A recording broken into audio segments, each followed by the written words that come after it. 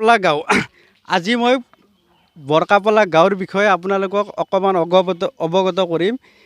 আজি বৰ্তমান উপস্থিত আছোঁ বৰকাপলাৰ হাৰ্ট, বৰকাপলাৰ কলিজা, বৰকাপলাৰ প্ৰত্যেকৰে হৃদয়ত বাচি থকা বৰকাপলাৰ গৌৰৱ, আমাৰ বৰকাপলাৰ গৌৰৱ এইখন হ'ল বৰকাপলা বিল। বৰকাপলা বিলৰ ইমান সৌন্দৰ্য পৰিৱেশ বৰ্তমান, কি ধুনীয়া। এই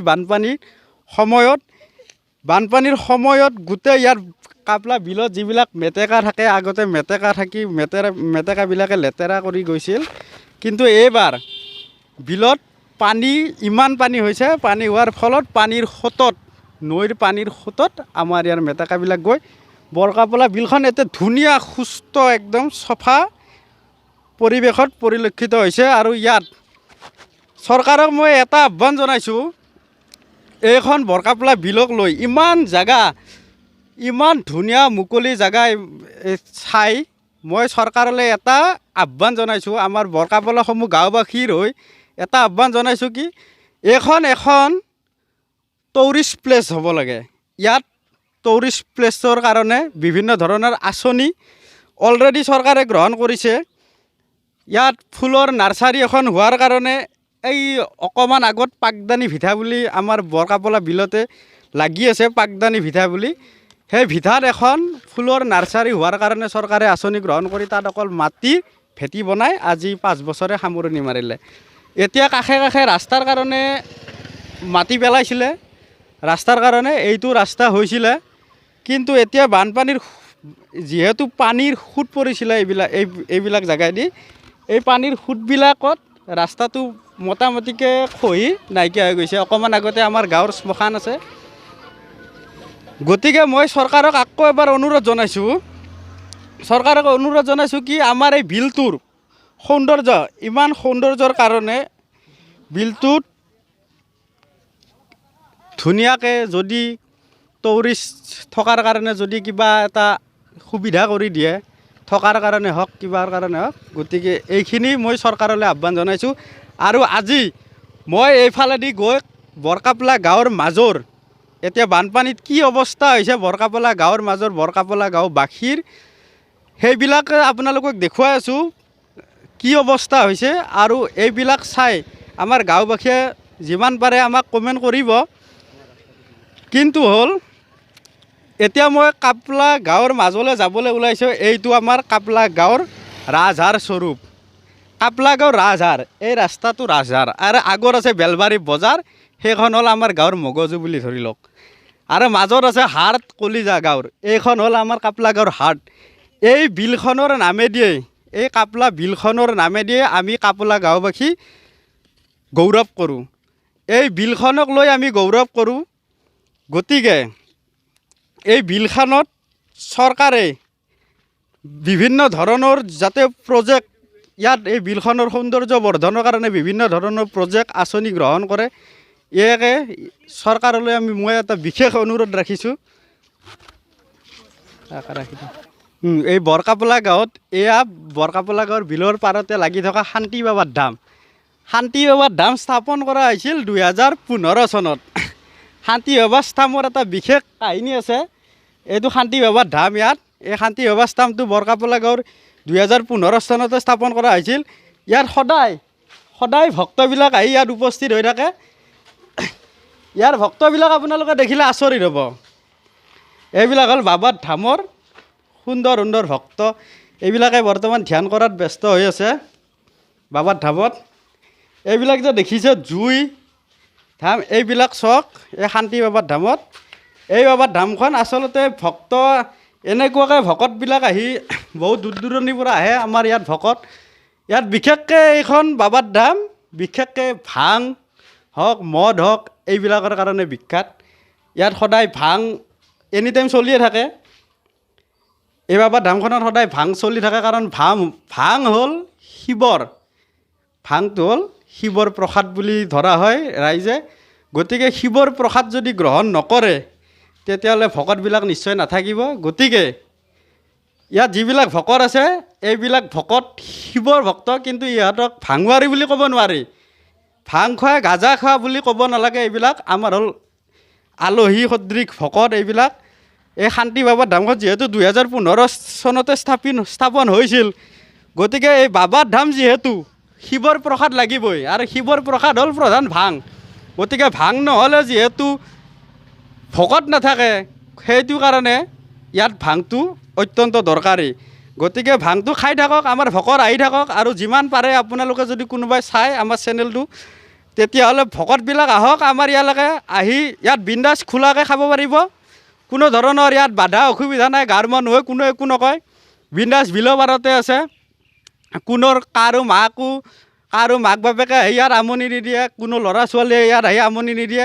আহক আপোনালোকে শান্তিত আহি, শান্তি বাবা ধাম যাক কৈছে, শান্তিত আহক, ভাঙে মদে ইয়াত যি পায় খাওক, খালি ইয়াত হুলস্থুল নাই। হুলস্থুল কৰিলেও আছে, কোনো চিঞৰিলেও নুশুনে।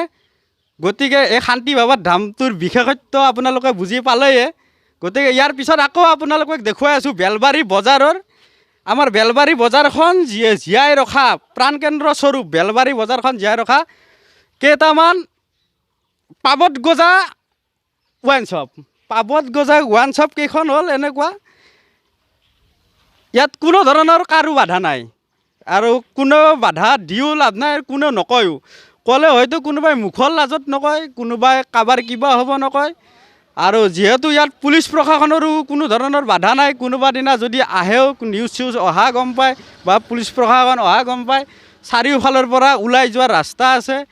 এইফালে লুকাই থ'লে মোনাবিলাক পুলিচ প্ৰশাসনে বিচাৰি নাপায়, সিফালে লুকাই থ'লে মোনাবিলাক পুলিচ প্ৰশাসনে বিচাৰি নাপায়। গতিকে আপোনালোকক আমাৰ গাঁৱৰ বিশেষত্ব ভালৰ লগতে বেয়া দিশটো মই আপোনালোকক ওলাই যাম, আৰু সদায় সত্য কথা কৈ যাম। লাগিলে মোৰ জীৱনে যাওক, সত্য কথা কৈ মই আপোনালোকৰ মাজত সত্য কথাটো দাঙি ধৰিম। আমাৰ গাঁৱৰ ভাল স্বৰূপটো, ফোপোলা স্বৰূপটো গোটাই উঠাই দিম। আৰু এইখন হ'ল আমাৰ বৰকাপলা গাঁৱৰে শ্ৰী শ্ৰী মনোহৰদেৱ সত্ৰ। এইখন 1568 চনতে স্থাপিত কৰিছিল বৰকাপলা সত্ৰ। মহাপুৰুষ শ্ৰী শ্ৰী মনোহৰদেৱ বাবাই এইখন সত্ৰ স্থাপন কৰিছিল। গতিকে এইখন সত্ৰটো আমাৰ গাঁৱৰ পৰা চলি আছে সুন্দৰভাৱে, এইখন সত্ৰ চলি আছে। ইয়াত ৰাতিপুৱা নাম কীৰ্তনৰ পৰা আৰম্ভ কৰি গধূলি নাম কীৰ্তন আৰম্ভ কৰে, আৰু শাওণৰ মাহত ইয়াত 3 দিনীয়াকৈ শাওণৰ মাহত এখন সভা অনুষ্ঠিত হয় আমাৰ সত্ৰ শ্ৰী শ্ৰী মনোহৰদেৱ বাবাৰ নামত। 3 দিনীয়াকৈ এটা অনুষ্ঠান কৰা যায়, সভা মহোৎসৱ কৰা যায়। আৰু এই সভা মহোৎসৱৰ লগতে সংগতি ৰাখি বৰকাপলা বিলত নাৱৰ খেল অনুষ্ঠিত কৰে। আজি 8ম দিনাও বৰকাপলা গাঁৱৰ মাজত পানী কমা নাই, পানী কমিছে কিন্তু ৰাস্তাৰ পৰা পানী গুচা নাই। আৰু হ'ল এয়া, আহক আপোনালোকে মনোহৰদেৱ হাইস্কুলত কেনেধৰণে বন্যাত্মই শিবিৰ পাতি আছে। গতিকে শিবিৰবিলাকত মানুহবিলাকে কেনেকৈ আছে, এতিয়াও ঘৰলৈকে যে মানুহবিলাকে যাব পৰা নাই, তাৰে আপোনালোকক কিছু আভাস দিওঁ। এয়া হ'ল বৰকাপলা গাঁৱৰ মাজৰ শ্ৰী শ্ৰী বাসন্তী মন্দিৰৰ ফিল্ড আৰু মনোহৰদেৱ হাইস্কুলৰ ফিল্ড। এয়া হ'ল বৰকাপলা গাঁৱৰ মাজৰ এখন ফিল্ড হয়, ওখ ফিল্ড আছিলে বৰকাপলা গাঁৱত। এইবাৰ মোটামুটিকৈ 25 লাখ মান টকা দি 25 লাখ মান টকা খৰচ কৰি এইখন ফিল্ড ওখ কৰিছিলে। তথাপিও আজি বানপানী যোৱাৰ 8 দিন পিছতো এই ফিল্ডত ইমান পানী হৈ আছে।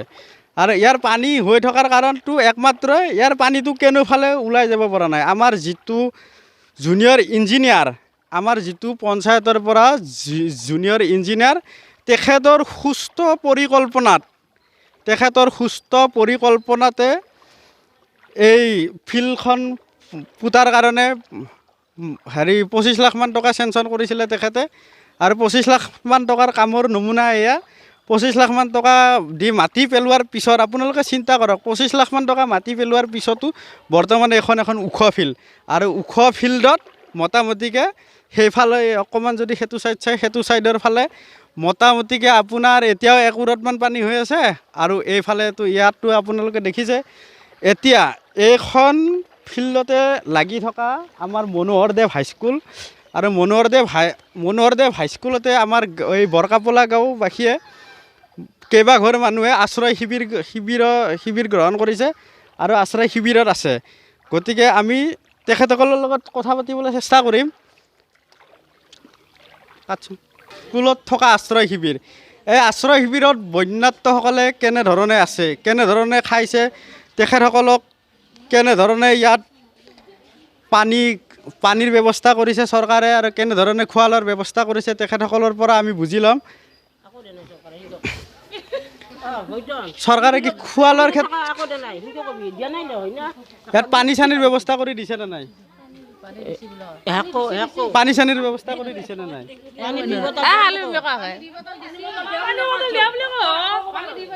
পানী চানী দিছে নে পানী দি বটল দিছে আৰু কেণ্ডেল দিছে দুডাল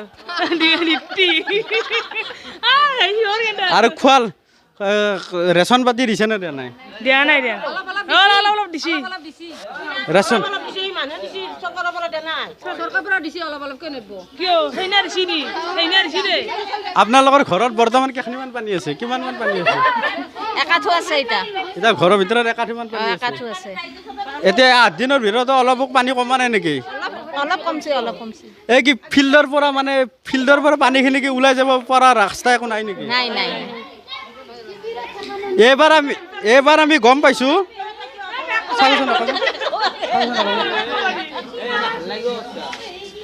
এইবাৰ আমি গম পাইছোঁ এই ফিল্ডখনত মোটামুটিকৈ 25 লাখমান টকাৰ মাটি পেলাইছিলে। 25 লাখমান টকাৰ মাটি পেলোৱা এইখন ফিল্ডত পঞ্চায়তৰ পৰা কাম আহিছিলে। 25 লাখমান টকা দি মাটি পেলাই ফিল্ডখন পুতিছিলে। আৰু হ'ল ফিল্ডত মোটামুটিকৈ এতিয়াও আমি দেখাত একাঠু একোৰত পানী আছে। এই কি পানীটো ওলাই যাব পৰা ৰাস্তা অকণো নাই নেকি? ওলাই যোৱা কোনো ধৰণৰ পদ্ধতি নাই। ইয়াৰ পৰা পানী ওলাই যোৱাৰ ব্যৱস্থাই নাই, ৰাস্তা নাই, তাৰ পানীটো ওলাই যোৱাৰ ব্যৱস্থা নাই। আৰু যিখিনি কাম হ'ব লাগিছিলে সেইখিনি কামখিনি হোৱা নাই, 1 নম্বৰ কথা। 2 নম্বৰ কথা, আমাৰ এইখিনি যিখিনি মানুহক আমি শিবিৰত থকা মানুহখিনিক যিখিনি চৰকাৰীভাৱে আমাক সহযোগ কৰিব লাগিছিল সেইখিনি হোৱা নাই। আমি পাইছোঁ ধৰি লওক 1.5 কিলো কাম মানে 1.5 কিলো চিৰা, 100 গ্ৰাম মিঠাই, চাউল পাইছোঁ এজনে 500 গ্ৰামকৈ, দালি পাইছোঁ 300 গ্ৰামকৈ। আজি মোটামুটি 10 দিন থাকিলোঁ ইয়াতে। আমাৰ সেইখিনি আমাৰ সাহাৰ্য। আৰু আমাৰ পেচেঞ্জাৰ ভালো পায়, মানে ½ লিটাৰ পানী দুটা এটা পৰিয়ালক। আৰু মানে মম 1 ডাল বুলি ক'লে ভুল হ'ব, কাৰণ কি আমাৰ 24জন মানুহৰ ভিতৰত 2 পেকেট মম দিছে। 2 পেকেট মমত কিমান থাকে? 12 ডাল। আমি কিমানকৈ পালোঁ? 50কৈ পালোঁ। তাৰমানে এডাল মমৰ আধাকৈ পালোঁ এটা পৰিয়ালে। এইখিনি আমাৰ সাহাৰ্য। আৰু সেইখিনি পোহৰত দিতো এডাল মমৰ আধা পোহৰত দিতো মোটামুটি 8 দিন থকাৰ কাৰণে লেট্ৰিন গ'লেও শেষ হয়, লেট্ৰিঙত গ'লে শেষ হয়। আচ্ছা, এতিয়া আপুনি কওক, এটা কথা কওক আৰু দাদা আৰু এটা কথা কওক আপুনি। এই ফিল্ডত আপোনাৰ যিজন ইঞ্জিনিয়াৰে এইবিলাক কাম দিছে, আপুনি সেই ইঞ্জিনিয়াৰজনক কি বুলি ক'ব? তেখেতক কেনেকৈ ধন্যবাদ দিব যিহেতু পানী চানী ওলাই যাব পৰা? তেখেতৰ লগত কোনো ধৰণৰ সাক্ষাৎ হোৱা নাই, আজিকালি সাক্ষাৎ হোৱা নাই।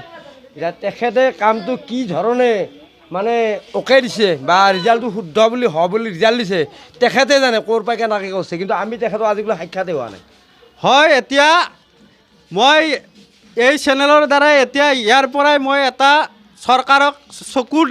চৰকাৰক আঙুলিয়াই দিব খুজিছোঁ যে এইখন বৰকাপলা মনোহৰদেৱ হাইস্কুলৰ ফিল্ড বা বাসন্তী মন্দিৰৰ ফিল্ডৰ নামত চৰকাৰে অলৰেডি বহুত টকা দিছে, বহুত টকাৰ কাম কৰিবলৈ দিছে। কিন্তু এই টকাৰ কাম যেনিবা এই টকাখিনি ক'ৰবাত নহয় ক'ৰবাত মিছ ইউজ হৈছে, ক'ৰবাত নহয় ক'ৰবাত দুৰ্নীতিৰ সম্ভেদ পোৱা গৈছে, ৰাইজে দুৰ্নীতিৰ সম্ভেদ পাইছে ক'ৰবাত নহয় ক'ৰবাত। গতিকে এই দুৰ্নীতিৰ আচলতে তদন্ত হ'ব লাগে। আৰু ইঞ্জিনিয়াৰবিলাকে যেতিয়া কামৰ টকা পাছ কৰি দিয়ে, সেই ইঞ্জিনিয়াৰবিলাকে কি চাই চিন্তি তেখেতে কামটো অ'কে হোৱা বুলি টকা পাছ কৰি দিছে, এইটো এটা লক্ষণীয়। আৰু মানে মম 1 ডাল বুলি ক'লে ভুল হ'ব, কাৰণ কি আমাৰ 24জন মানুহৰ ভিতৰত 2 পেকেট চাকৰি সূত্ৰে হওক, বিভিন্ন কৰ্মসূত্ৰে হওক, যিবিলাক মানুহে বাহিৰত আছে, গাঁৱৰ পৰা বাহিৰত আছে, তেওঁলোকেও এইটো কথা চিন্তা কৰক, আমাৰ গাঁৱৰ মাজৰ ৰাস্তাবিলাক চাওক আৰু গাঁৱৰ মাজৰ যিটো এটা সুস্থ পৰিৱেশ, এটা সুস্থ পৰিকল্পনা, সেইবিলাকৰ ক্ষেত্ৰত আপোনালোকে ধৰক। আপোনালোকে তাত গুৱাহাটীত গৈ বিল্ডিঙৰ ওপৰত বহি থাকি আমাৰ গাঁৱৰ মাজত এনেকৈ কমেণ্ট দি থাকিলে একো নহয়। গতিকে আপোনালোকে কমেণ্ট দিয়াৰ উপৰিও আপোনালোকে এনেকুৱাকৈ ৰাস্তাবিলাকত চাওক। এইবিলাক ৰাস্তাত কি কৰিলে আমাৰ বানপানীৰ সমস্যাটো মানে আমাৰ গাঁওখনৰ পৰা কি কৰিলে আমি গাঁওখনৰ মানুহবিলাকে এনেকুৱাকৈ পানীৰ তলত থাকিলেও যাতে ঘৰখনত আমি সুস্থভাৱে থাকিব পাৰোঁ তাৰ কাৰণে এটা চিন্তা দিয়া পৰামৰ্শ আপোনালোকেও আগবঢ়াওক আমাৰ চেনেলৰ জৰিয়তে। আৰু এতিয়া চাওক, এইটো হ'ল আমাৰ মনোহৰদেৱ হাইস্কুললৈ যিটো অহা ৰাস্তা, মনোহৰদেৱ হাইস্কুললৈ অহা ৰাস্তা এইটো আজি 8ম দিনাও ইমান পানী। এই প্লাছ সেইফালে কলেজ, সৰুক্ষেত্ৰী জুনিয়ৰ কলেজ আৰু আমাৰ 435 নং বৰকাপলা প্ৰাথমিক বিদ্যালয়ত এই 3 জেগাত আমাৰ আশ্ৰয় শিবিৰ পাতিছে গাঁৱৰ মাজত। এই 3 জেগাৰ আশ্ৰয় শিবিৰত আছে। এতিয়াও মানুহবিলাকে ঘৰলৈ উভতিব পৰা নাই। কাৰণ চাওক, এতিয়া ৰাস্তাতে যদি ইমান পানী হৈ আছে আৰু ঘৰত কেনেকুৱা পৰিস্থিতি হৈ আছে, কোনেও ঘৰলৈ সোমাব পৰা নাই। আৰু এইবিলাক পানী ওলাই যাওঁতে বহুত দিন লাগিব। কাৰণটো মই আপোনালোকক আগতে কৈছোঁ, এইবিলাক পানী ওলাই যাওঁতে ওলাই যাব নোৱাৰে। কেলৈ? আমাৰ এইবিলাক পানীখিনি ওলাই যোৱা সোমাইছে ঠিকেই, পানী পাৰ হৈ বেছি হৈ পানী সোমাইছে ঠিকেই, কিন্তু ওলাই যাব হ'লে পানী ওলাই যোৱাৰ কাৰণে নিৰ্দিষ্ট ৰাস্তা লাগে, এটা ড্ৰেইন লাগে, কিবা লাগে। এই অলপমান আগতে এই পানী তাত বহুত হ'ব এতিয়া, অলপমান আগতে তাৰ এটা আছিলে কালভাৰ্ট, সেই কালভাৰ্টটো দুই চাইডৰ পৰা দুই ঘৰ মানুহে কালভাৰটো মাৰি দিছে। গতিকে ইয়াৰ পানীটো ওলাই যাব নোৱাৰে।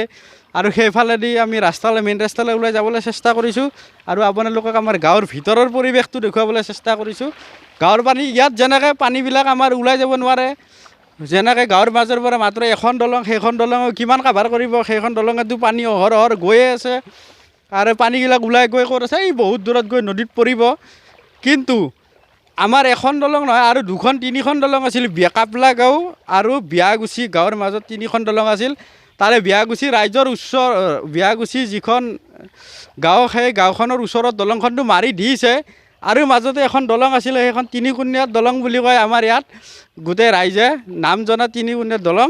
বা সেই দলংখনো পানীখিনি ওলাই যাব নোৱাৰাকৈ, ক'ৰ পানী ক'তো ওলাই যাব নোৱাৰাকৈ দুই চাইডে পুখুৰীৰ বান্ধ দি পেলাই দলংখনৰ মাজেদি দুই চাইডে পানীৰ সোঁতটো ক'লৈকো ওলাই যাব নোৱাৰাকৈ বন্ধ কৰি দিছে। গতিকে এইবিলাক ক্ষেত্ৰত অলপ চৰকাৰে চকু দিয়ক। কাৰণ দলং এখন প্ৰাইভেট বস্তুৰ নিচিনা কৰি পেলাইছে। তাৰ দলংখন আপোনালোকক এতিয়া গৈ দেখুৱাই আছোঁ, দলংখন প্ৰাইভেট বস্তুৰ নিচিনা কৰি পেলাইছে। কেলৈ? দলংখনত দুই চাইডে পুখুৰী খান্দি থৈ দিছে। দুই চাইডে পুখুৰী খান্দি পূৰা ওখকৈ বান্ধি পেলাইছে। বান্ধি পেলাৰ কাৰণে ক'ৰ পানীৰ যিটো সোঁত, এই পানীৰ সোঁতটো ওলাই যাব নোৱাৰে। আৰু দলংখনৰ ৰাস্তাৰ মাটিখিনিও পুখুৰী কৰি পেলাইছে। দুইটা পুখুৰীৰে মাছ ইফালে কৈ অহা যোৱা কৰিব পাৰে, কিন্তু ক'ৰ পানী ক'লৈকো ওলাই যাব নোৱাৰে। গতিকে সেই দলংখনৰ ওপৰতো চৰকাৰে অকণমান চকু দিয়ক। প্লাছ আমাৰ যিটো SDC ডাঙৰীয়া সেই কথাটোত অকণমান গুৰুত্ব দিয়ক। মই জানাত আপুনি নিশ্চয় আশ্ৰয় শিবিৰৰ পৰা আহিছে, সৰুক্ষেত্ৰী হাইস্কুলৰ পৰা। ছোৱালী হাইস্কুলৰ আশ্ৰয় শিবিৰৰ পৰা। আশ্ৰয় শিবিৰত বৰ্তমান কিমানমান মানুহ আছে? এতিয়ালৈকে আগতে আমাৰ 135 জন আছিল, আজিৰ তাৰিখত কিন্তু 90 জন আছে। ঘৰলৈ কিছুমান মানুহে উভতিছে, ঘৰলৈ সেই বাকীখিনি মানুহ গ'ল। আৰু তাত গাঁৱত পানী কমিছেনে? মোটামুটিকৈ পানীটো কমিছেনে? পানী কমিছে, কিন্তু ঘৰত এতিয়াও পানী আছেই। বেছিভাগ মানে মাত্ৰ 6 ঘৰ মানুহে গ'ল। আশ্ৰয় শিবিৰত আপোনালোকে খোৱা লোৱাৰ ক্ষেত্ৰত কেনেধৰণে বানাক্ৰান্ত সহায় কৰিছে? আমাৰ চৰকাৰে যিখিনি দিছে তাৰে ভিতৰত চিৰা আৰু গুড় দিছিল, সেইখিনি দিলোঁ বাৰু তেওঁলোকক। তাৰপিছত আজি দালি আৰু চাউল আহিছে, গতিকে সেইখিনিও আমি অহাকালি বিতৰণ কৰিম। বাকী তেওঁলোকক ঘৰত দিছে, ঘৰৰ কাৰণে গাঁৱত দিছে। হয়, আৰু শিবিৰ হিচাপে বেলেগকৈ দিছে। আজি সেই শিবিৰ হিচাপে চাউল আৰু দালি দিলে। আচ্ছা, যিবিলাক তাত বানাক্ৰান্ত লোক গৈ আশ্ৰয় শিবিৰত আপোনালোকৰ তাত আশ্ৰয় চাপি আছে, সেইবিলাকৰ হিচাপ নিকাচটো নিশ্চয় চৰকাৰৰ হাতত আপোনালোকে পঠিয়াইছে। আমি প্ৰতিদিনে দিব লাগে, দিছোঁ, আজিও দিছোঁ। ৰিকগনিশ্যন কিমাননো আমাক লাগে সেইখিনি দি দিছোঁ। হয়, এতিয়া আমি দেখিছোঁ আপুনি নিশ্চয় বৰকাপলা গাঁৱৰ এজন জ্যেষ্ঠ ব্যক্তি। কিন্তু বৰকাপলা গাঁৱত পানীটোতো আমি বেলেগ গাঁৱত দেখিছোঁ, পানীবিলাক সোমাইছে আৰু ওলাই গৈছে। ৰাস্তালৈকে পানী নাই, পানী সোমাইছে ওলাই গৈছে। কিন্তু আমাৰ এই গাঁওখনৰ পানীটো ওলাই যাব নোৱাৰে। ওলাই যোৱাৰ নিশ্চয় ব্যৱস্থাবিলাক আছিলে নে নাছিলে, নে এনেকুৱাই আগৰ পৰা? নাই, আগৰ পৰাতো এনেকুৱা নহয়। আগতে কালভাৰ্ট আছিল, কালভাৰ্টকৈ এতিয়া বন্ধই কৰি পেলালে। মানুহবিলাকো বন্ধ কৰিলে, তাৰপিছত ভঙা চিঙা মেৰামতি সেই ব্যৱস্থাটো নাই। তাৰোপৰি আমাৰ এইখিনিত এই ৰাস্তাটোতো মাটিয়ে পেলোৱা নাই এতিয়ালৈকে মই জনাত এতিয়া 20 বছৰৰ হ'ল 20 বছৰৰ ভিতৰত মানে এক মুঠা মাটিও ইয়াত বালিও পেলোৱা নাই হয় 20 বছৰৰ পিছত 20 বছৰৰ ভিতৰত 100 পৰা মাটি নপৰা এইটো ৰাস্তা গতিকে বৰকাপলা গাঁও উন্নয়নৰ নামত উন্নয়নৰ এই ৰাস্তা ঘাট উন্নয়নৰ নামত পঞ্চায়তৰ পৰা কিমান ৰাস্তাৰ নামত কিমানবাৰ ৰাস্তা ধৰিছে কিমানবাৰ ৰাস্তা আহিছে কাগজে কলমে হওক বা যেনেকৈ হওক কাগজে কলমে আহি এইবিলাক ৰাস্তা আহে কিন্তু এই ৰাস্তাবিলাকত নপৰে ক'ত কেনেকৈ পইচাবিলাক হওক টকা পইচাবিলাক হওক হৰলুকি হয় এইটো ঈশ্বৰে জানিব আৰু কাগজে কলমে থকা অফিচাৰ বা যেইবিলাকে জানিব কিন্তু প্ৰত্যেক গাঁৱৰে আমাৰ গাঁওবাসীৰ প্ৰতি ঘৰ মানুহৰে এটাই অভিযোগ কি আমাৰ এই গাঁওখনত এটা সুন্দৰ ড্ৰেইনৰ ব্যৱস্থা হ'ব লাগে আৰু যিবিলাক কালভাৰ্ট বন্ধ হৈ গৈছে এই কালভাৰ্টবিলাক মুকলিটো আৰু কৰিব নোৱাৰে কাৰণ কালভাৰ্টবিলাক কোনেও মুকলি কৰি নিদিয়ে চব নিজে নিজে ঘৰ আৱদ্ধ কৰি লৈছে নিজৰ মাটিত বা বন্ধ কৰি দি দিছে গতিকে আমি ড্ৰেইন ছিষ্টেমটো ৰাখিব লাগিব ইয়াতে তাৰোপৰি ইয়াত ওখকৈ মাটি দিব লাগিব প্ৰতিটো ৰাস্তাতে তাৰে ভিতৰত আমাৰ এই ৰাস্তাটোত বৰকাপলা গাঁও এটা বৃহৎ গাঁও এখন এই গাঁওখনৰ এই ৰাস্তাটোত অকল য'ত মই বাস কৰোঁ আমি ইয়াত 2জন হেডমাষ্টাৰ আছোঁ মই এজন নগেন বৰুৱা এজন গতিকে আমাৰ এই ৰাস্তাটোত কিন্তু এই 20 বছৰৰ ভিতৰত 100 পৰা মাটিও পেলোৱা নাই আৰু এইটো কিহৰ কাৰণে কৰিছে নাজানো হয় এইটো গাঁওবাসীৰ এটা বৃহৎ অভিযোগ আছে কি এই ৰাস্তাটোতো মাটি নপৰে মাটি পৰা নাই আৰু কালভাৰটো যিহেতু নিজৰ মাটি দি আহে সেইটো যেনিবা বন্ধ কৰি দিছে ৰাইজৰ অসুবিধা হ'লেও সিহঁতৰ নিজৰ সুবিধাৰ কাৰণে কালভাৰটো বন্ধ কৰি দিছে কিন্তু কালভাৰটো বন্ধ কৰি দিলেও আমাৰ পানীটো ওলাই যোৱাৰ কাৰণে এটা ড্ৰেইনৰ ব্যৱস্থা হ'ব লাগে গোটেই গাঁওখনতে এই অতি শীঘ্ৰে যাতে চৰকাৰে এইবাৰ নেক্সট প্লেনিং কৰে আমাৰ গাঁওখনৰ লগতে ওচৰে পাজৰে যিমান গাঁও আছে